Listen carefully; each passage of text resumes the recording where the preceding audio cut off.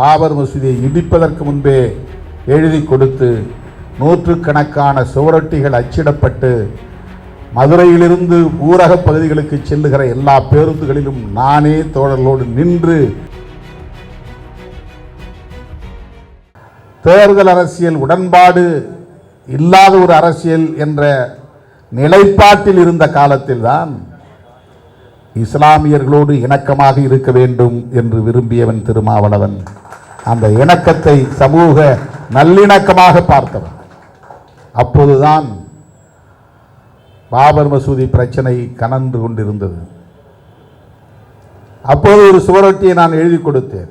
நம்முடைய இயக்க தோழர்கள் என்னை வந்து பார்க்கிற போதெல்லாம் சாதாரணமான உழைப்பாளிகள், பனைமரம் தென்னை மரம் ஏறி சுத்தம் செய்யக்கூடியவர்கள், கட்டிட வேலை செய்யக்கூடியவர்கள், கம்பி கட்டக்கூடியவர்கள், ஆட்டோ ஓட்டக்கூடியவர்கள், முதுகில் காய்ப்பேறக்கூடிய அளவுக்கு மூட்டை தூக்கக்கூடியவர்கள், இந்த தம்பிகள் வந்து நாள்தோறும் என்னை பார்ப்பார்கள். ஏதாவது முழக்கம் எழுதி கொடுங்கள், நாங்கள் சுவரொட்டி அச்சிட்டு ஒட்டுகிறோம் என்று.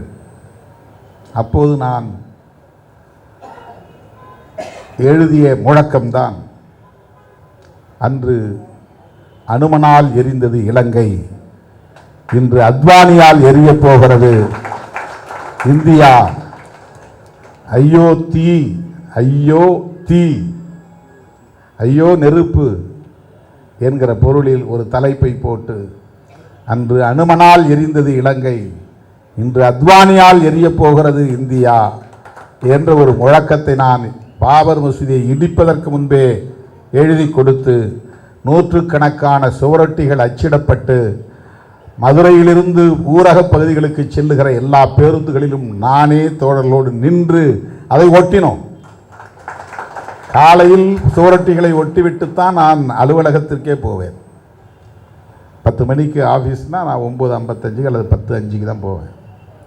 இப்போ எங்கேயாவது ஒரு பஸ் ஸ்டாப்பில் நின்று போஸ்டர் ஒட்டுவோம். இந்த சுவரொட்டியை அப்படி ஒட்டிவிட்டுத்தான் நான் போனேன். அதன் பிறகு பாபர் மசூதி இடிக்கப்பட்டு விட்ட தகவல் தெரிந்ததும் உடனே அதை கண்டித்து ஒரு பேரணியை நடத்த வேண்டும் என்ற முடிவை எடுத்து, எனக்கு மதுரையை பற்றி எதுவுமே தெரியாது, மதுரையில் இருக்கிற சாதி அரசியலே தெரியாது எனக்கு. தலித் சமூகத்திற்குள்ளேயே எவ்வளவு சாதிய முரண்கள் இருக்கின்றன என்பது கூட எனக்கு தெரியாது. சாதி பார்வை இல்லாத நிலையிலே, சாதிய அணுகுமுறைகளே இல்லாத நிலையிலே, வெளுத்ததெல்லாம் பால் என்பதைப் போல எல்லோரும் நல்லவர்கள் என்கிற நம்பிக்கையோடு நான் எல்லோரோடும் களத்திலே நின்றேன், கைகோர்த்தேன். யார் மீதும் எனக்கு எந்த முரணும் இல்லை என்கிற அடிப்படையிலே என்னுடைய அணுகுமுறைகள் அன்றைக்கு இருந்தன. பல இயக்கங்களோடு சேர்ந்து அன்றைக்கு பணியாற்றி இருக்கிறேன். பாபர் மசூதி இடிக்கப்பட்டவுடன் ஒரு பேரணியை நடத்த வேண்டும், கண்டன பேரணியை நடத்த வேண்டும், அதுவும் சைக்கிள் பேரணி நடத்த வேண்டும். போலீஸ் பர்மிஷன் தருவாங்களா தரமாட்டாங்களா அதை பற்றி நான் சிந்திக்கல. நான் ஒரு அரசு ஊழியரும் கூட. மதுரை வீதிகளில் அப்படி தெரு தெருவாக போனால் என்ன எதிர்வினைகள் ஏற்படும் என்பது கூட எனக்கு தெரியாது. எந்த இடத்திலே சைக்கிளை மறிப்பார்கள், எந்த இடத்திலே கல்லெறிவார்கள் என்று கூட எனக்கு தெரியாது. எது இஸ்லாமியர் பகுதி, எது இஸ்லாமியர் அல்லாதவர்கள் பகுதி என்று எனக்கு தெரியாது. ஆனால் பாபர் மசூதி இடிப்பை கண்டித்து சுவரொட்டி ஒட்டியது மட்டுமில்லாமல் கண்டன பேரணி, எனக்கு தெரிந்து தமிழ்நாட்டிலேயே பாபர் மசூதியை இடித்து நடத்திய முதல் பேரணி திருமாவளவன் தலைமையில் நடந்த பேரணியாகத்தான் இருக்க முடியும். வேறு யாரும் அப்போது உடனடி எதிர்வினை ஆற்றியிருக்க முடியாது. அதுக்கு பின்னால் நடத்தியிருப்பாங்க எனக்கு தெரியாது. எந்த முஸ்லீம் அமைப்போடு எனக்கு தொடர்பு கிடையாது. முஸ்லீம் தலைவர்கள் யாரும் எனக்கு தெரியாது பெரிதாக. ஆனால் மதுரையிலே காலேஜ் ஹவுஸ் பக்கத்தில் அந்த டவுன் ஹால் ரோடில் ஒரு இஸ்லாமிய தொண்டு நிறுவனம் இருந்தது. இப்போதும் அடிக்கடி வருவார். அவர் எங்களை அவ்வப்போது ஊக்கப்படுத்தியது உண்டு. இதெல்லாம் இந்த நடவடிக்கைகளை எல்லாம் பார்த்துட்டு வந்து ஊக்கப்படுத்தி இருக்கிறார்.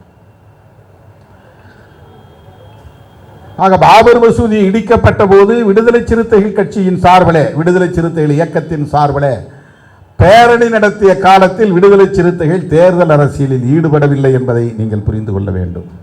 செய்திகளை உடனுக்குடன் தெரிந்து கொள்ள கீழ்க்கண்ட கேபிள் மற்றும் டிடிஎச் நெட்வொர்க்குகளில் எம்நாடு செய்தி தொலைக்காட்சியை காணுங்கள்.